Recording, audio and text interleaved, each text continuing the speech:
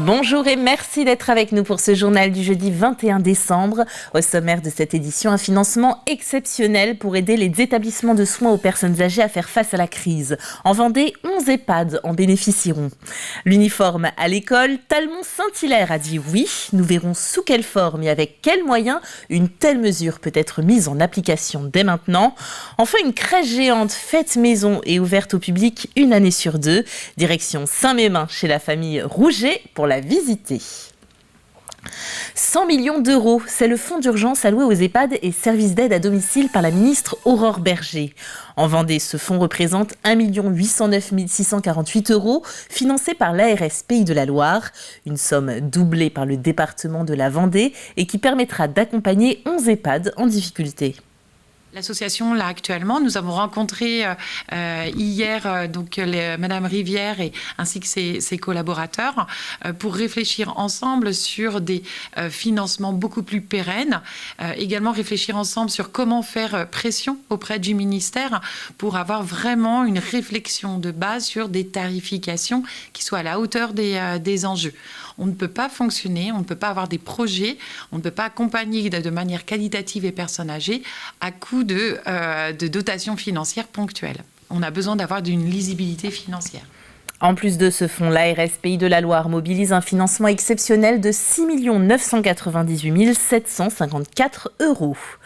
Au centre hospitalier Loire-Vendée-Océan, l'heure était à la présentation de la nouvelle équipe mobile de gériatrie. Un projet co-construit entre la CPTS et l'hôpital pour intervenir rapidement au domicile de patients âgés afin de cibler une ou plusieurs problématiques qui pourraient menacer le maintien à domicile et proposer un plan de soins personnalisé. On a de plus en plus de passages de patients âgés aussi dans des services d'urgence, ce qui est un moment traumatisant pour eux souvent, ce qui est difficile à gérer pour nos collègues urgentistes aussi, pour des événements qui auraient peut-être pu être évités si on avait eu connaissance d'une situation compliquée en amont, même si on sait que c'est pas toujours facile. Et l'objectif, c'est d'offrir un accès aux soins de gériatrie pour des gens qui peuvent être un petit peu soit isolés, soit sans médecin traitant, soit qui ne peuvent ou ne veulent pas se rendre à l'hôpital, ou pour des médecins et des familles qui peuvent aussi être démunis face à un patient qui a par exemple des troubles cognitifs et qui refuse toute évaluation et qui se ferme complètement. Le 18 décembre 2013, déjà 10 ans se sont écoulés depuis que les 80 résidents de l'EHPAD Léon Tapon de La Roche-sur-Yon ont déménagé au Bourg-sous-la-Roche. Un anniversaire fêté en bonne et due forme ce lundi, l'occasion de mettre en avant l'engagement d'une des bénévoles. Janine Joussaume, 96 ans, a passé sa vie à aider les autres. Elle est bénévole de l'établissement depuis 20 ans. Elle y anime la chorale qu'elle appelle Chanterie. J'étais très surprise parce que je venais fêter les 10 ans de l'EHPAD et je venais pas pour qu'on me fête moi. Je ne sais pas, c'est mêlé de reconnaissance, d'humilité un peu parce que je travaille pas pour la gloire ou pour les honneurs, donc je suis très touchée. C'est les autres qui me donnent de l'importance. C'est pas moi qui ressens de l'importance. Félicitations Janine.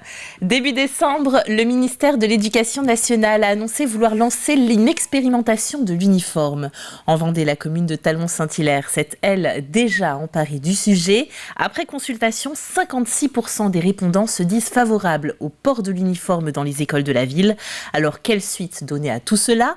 Élément de réponse avec Alexandre Le Naour. C'est une consultation qui a fait couler beaucoup d'encre. 4 réunions publiques, un sondage en ligne, une prise de température, comme l'appelle Maxence de Rugy, et que le maire de Talmont-Saint-Hilaire considère comme une volonté assez forte d'aller vers l'uniforme. Promoteur de l'idée, l'élu vendéen souhaite avant tout que l'uniforme soit un symbole visuel d'un vivre ensemble, et ce, entre des élèves issus de milieux et d'origines différents. Le fait qu'on efface un petit peu nos différences, sur le climat scolaire aussi, des choses très positives en disant on enlève un peu nos marques, la surconsommation pour dire que finalement à l'école il y a un petit côté de prestige, il y a le côté uniforme, on est tous unis, forger déjà dans leur cœur cet esprit de groupe, cet esprit de corps. On n'est pas qu'un individu, on fait partie d'un corps tout entier, d'une société. Alors concrètement, quelle forme pourrait prendre le développement de l'uniforme à Talmont-Saint-Hilaire?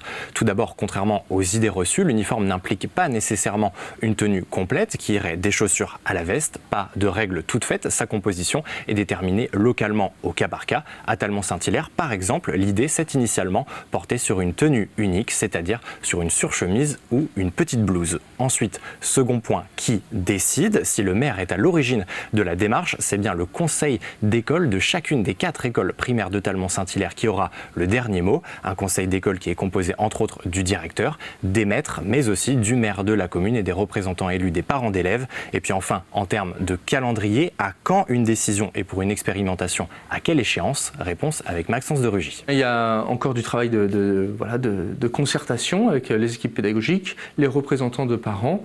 Et au premier trimestre, nous irons devant les conseils d'école. Chacun votera en âme et conscience pour une mise en place potentielle à la rentrée de septembre 2024. Autre élément clé côté financier, si les uniformes débarquent à l'école, les parents ne devraient pas avoir à mettre la main au portefeuille. Les dépenses se feraient à 50-50. D'un côté, l'État, de l'autre, les collectivités locales. En clair, cela signifie que les contribuables de la commune de Talmont-Saint-Hilaire participeront indirectement et à hauteur de 50% au financement de la mesure. L'idée, c'est que ça ne vienne pas peser en plus sur les familles. Donc, il y a une question de solidarité nationale et locale. C'est à peu près un budget qu'on établit à 10 000 euros par an. Et donc, voilà, ça sera une manière aussi de contribuer à la tenue des enfants. Et donc, c'est peut-être aussi une économie pour les parents. Uniforme ou pas uniforme, la décision est donc maintenant suspendue aux décisions des conseils des 4 écoles primaires de Talmont-Saint-Hilaire.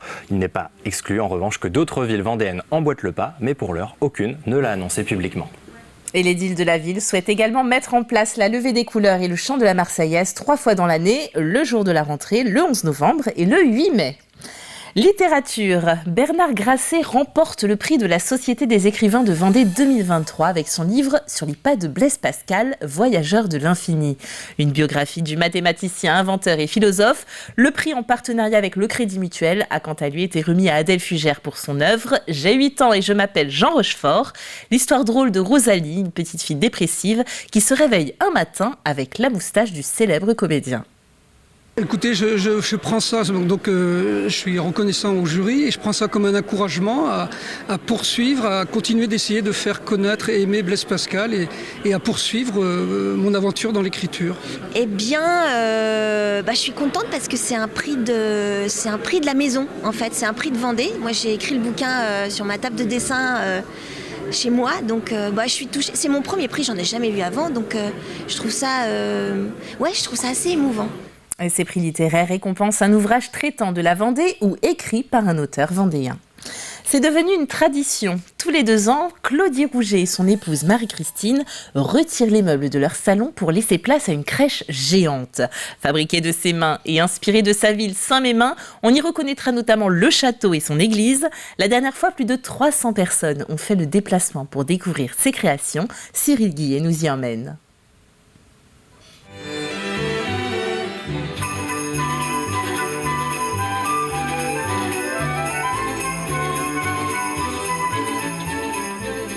Tous les 2 ans, Claudie Rouget et sa femme Marie-Christine investissent leur salon pour y installer une crèche géante.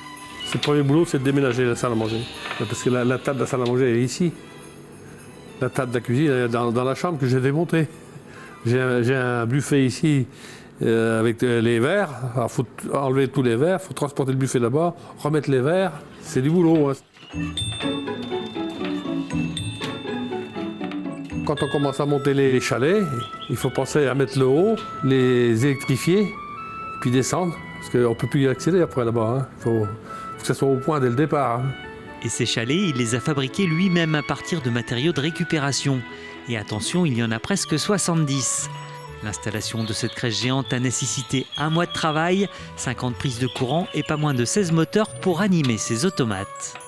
Quand je vois des gens qui ont des belles crèches, hein, mais bon, ils ont acheté les santons, ils ont tout acheté. Ouais, pour moi, c'est pas... Le but du jeu, c'est de chercher, de créer, et les idées viennent la nuit, vers le matin, quand on dort pas. Et c'est là, vers 5 heures, hop, les idées viennent, et puis le matin, c'est reparti. Tous les 2 ans, il propose une nouvelle création, et cette année, c'est ce manège qui a fait l'objet de toutes ces attentions. Une nouveauté qu'il a hâte de présenter au public. Le plaisir de le faire partager aux gens qui viennent voir, hein. C'est une fierté aussi. Hein. Parce que ça m'arrive le soir, quand ma femme est couchée, puis que moi je regarde la télé un peu plus tard, j'allume la lumière, puis je regarde. Je suis comme un enfant, vous voyez. Je suis content de voir ce que j'ai créé. Claudie Rouget et sa femme vous invitent à partager la magie de Noël avec eux. Les visites sont organisées à la demande et ce jusqu'au 15 janvier 2024. Et pour visiter, contactez le 06 33 27 67 96. Claudie vous y accueillera avec plaisir.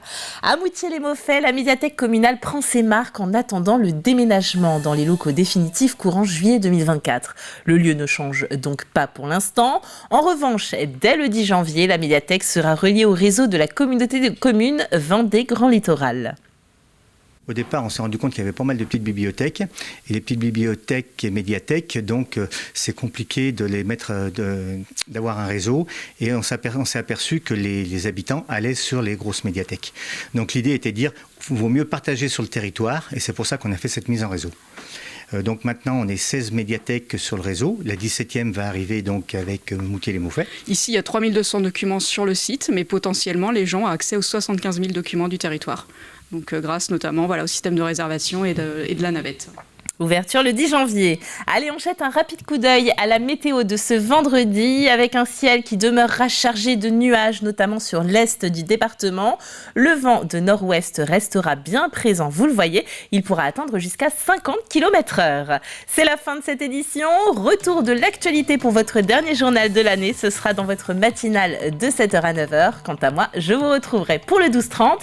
Passez une belle soirée et à bientôt sur TV Vendée.